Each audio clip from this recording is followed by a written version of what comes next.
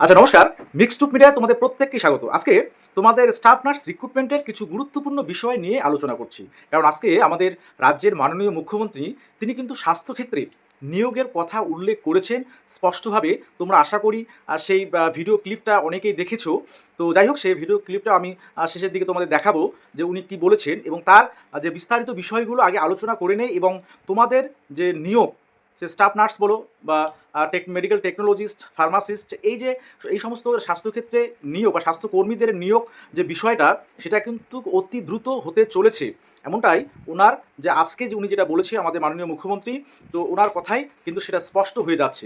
তো যাই হোক, ডিটেলসে সেই বিষয়গুলো আলোচনা করবো আজকে। অবশ্যই ফার্স্ট টাইম তোমরা যারা আছো অবশ্যই চ্যানেলটি সাবস্ক্রাইব করবে আর ভিডিওটা প্রচুর পরিমাণে শেয়ার করবে। আর তোমাদের আগেও বলে রাখি যে যারা মিক্সড মিডিয়ার অনলাইন স্টাফ নার্স গ্রেড 2 বা আরআরবির ক্ষেত্রে অনলাইন কোচিং নিতে চাও, অবশ্যই গোল্ড বা হায়ার মেম্বারশিপ নিয়ে তোমরা কিন্তু আমাদের মিক্সড মিডিয়ার ভেরিফাইড হোয়াটসঅ্যাপ গ্রুপে জয়েন হবে।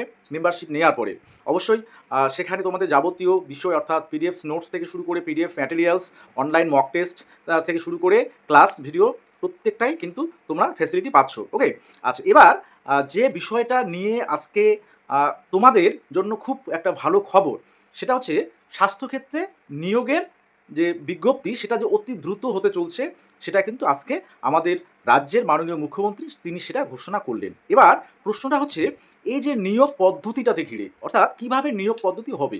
উনি ওনার যে বক্তব্যে যেটুকু উনি বললেন যে 100 পয়েন্ট রোস্টার মেনে হবে, সেটা অর্থাৎ নতুন যে রোস্টার পদ্ধতি, সেখানে তোমরা জানো যে ওবিসিদের ক্ষেত্রে যে সংরক্ষণ বা রিজার্ভেশন যে পলিসি, সেটা কিন্তু চেঞ্জ হয়েছে। সেক্ষেত্রে আর একটা ইনফরমেশন তোমাদের দিয়ে রাখি, ওবিসির এই যে কাস্ট ক্যাটাগরিগুলো ওবিসি ক্ষেত্রে বাতিল হয়ে গেছে, তারা কিন্তু ইতিমধ্যে সুপ্রিম কোর্টের দ্বারস্থ হয়েছে।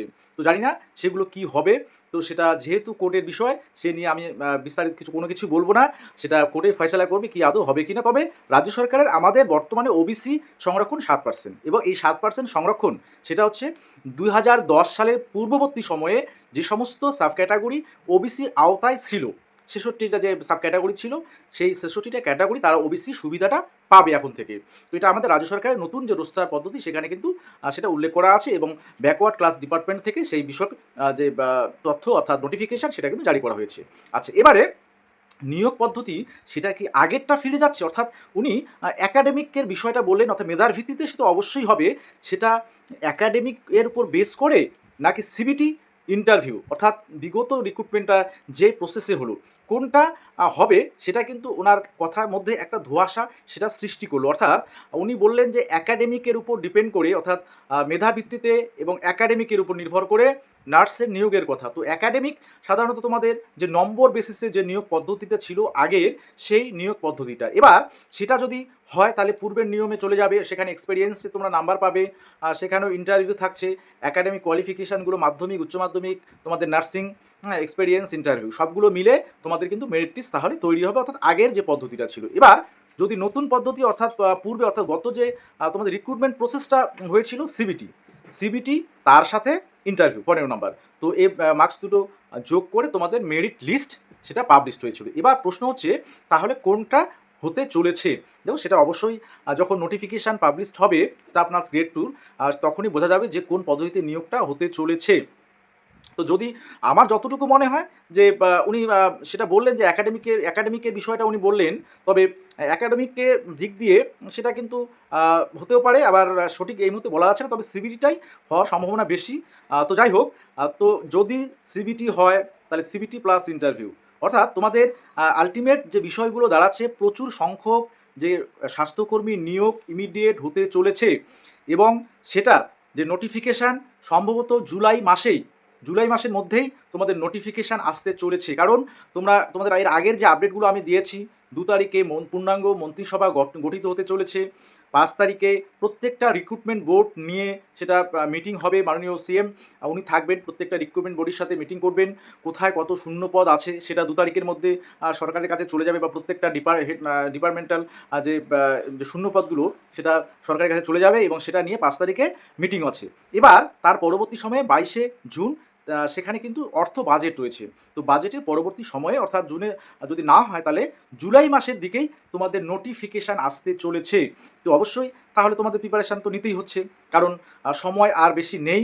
কারণ তোমরা জানো ইতিমধ্যেই স্বাস্থ্যক্ষেত্রে একটা বিরাট পরিবর্তন বর্তমান রাজ্য সরকার কিন্তু আনতে চলেছে এবং তার উদ্যোগ ইতিমধ্যে কিন্তু শুরু হয়ে গিয়েছে। ইতিমধ্যেই বিভিন্ন যে গভর্নমেন্ট হসপিটালগুলো, সেক্ষেত্রে জনসাধারণ যাতে সুবিধাটা বেশি পায়, অর্থাৎ সেখানে কোনো রকম যে বিষয়গুলো এতদিন থেকে চলছিল আগের সরকারের সময়, তো সেই বিষয়গুলো অর্থাৎ যেটা দাদাগিরি ভাব বা জুনিয়র সিনিয়র এই যে বিভাজন বা কাউকে এক্সট্রা প্রেশার দেয়া, সে নার্সিং স্টাফ থেকে শুরু করে ডক্টরসদের ক্ষেত্রে শুরু করে সবার ক্ষেত্রে এই সমস্যাগুলো ছিল।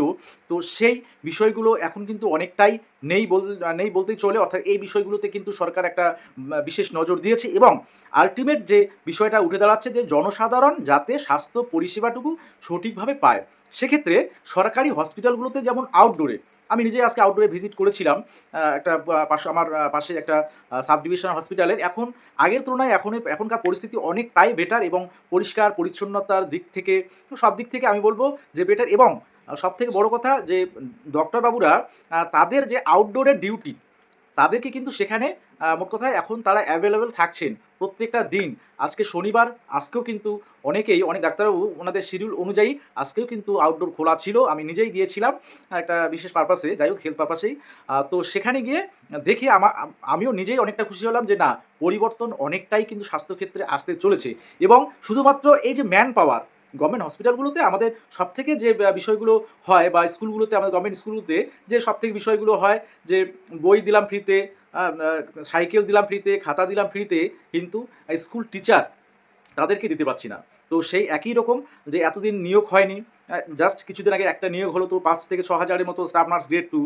তো এত super speciality hospital, medical college, এত গভর্নমেন্ট হসপিটাল, এত রোগীর চাপ, তো পরিষেবা দেওয়ার ক্ষেত্রে এত বড় বড় বিল্ডিং করে রাখলাম, কিন্তু সেখানে যদি ইনফ্রাস্ট্রাকচার ঠিক আছে, তোমাদের ডক্টর নেই, নার্স দিদিরা নেই, তো এরা না থাকলে স্বাস্থ্য পরিষেবাটা কার কাছ থেকে পাবে জনসাধারণ? তো সেই দিকটা বিবেচনা করে রাজ্য সরকার কিন্তু নতুন উদ্যোগ নিয়েছেন। এটা অত্যন্ত একটা পজিটিভ দিক। তোমাদের ক্ষেত্রে নিয়োগে তোমাদের কিন্তু ভ্যাকান্সি সংখ্যাও এবার অনেকটাই থাকতে পারে, যেটা আশা করা যাচ্ছে। তোমরা অনেকেই বলছো 10,000 প্লাস, আমিও মোটামুটি 10 থেকে 15,000-এর মধ্যে ধরে রেখেছি। তো এটাই আজকের আপডেট। অবশ্যই তোমরা নিশ্চিন্তে এবং দ্রুত তোমাদের নিজেকে তৈরি করে নাও, কারণ সময় কিন্তু বেশি দিন তোমরা পাবে না। তোমাদের যদি সিবিটি হয় তাহলে, বা সিবিটি হওয়ার সম্ভাবনাটাই সব থেকে বেশি। ঠিক আছে? স্বাস্থ্য ক্ষেত্রে আরো ডাক্তার, আরো স্বাস্থ্যকর্মী, আরো নার্স সিনিয়র এবং জুনিয়র, আরো আমাদের যারা টেকনিক্যাল অ্যাসিস্ট্যান্ট রয়েছে, এই নিয়োগ ও স্বচ্ছতার সঙ্গে মেধা অনুযায়ী 100 পয়েন্ট রোস্টার মেনে একাডেমিক এবং কৃতি যারা আছেন তাদেরকে আমরা নিয়োগের ব্যবস্থা করছি। তাই রেফারের সংখ্যা কমবে এবং আমাদের পশ্চিমবঙ্গ নতুন করে সেজে উঠবে।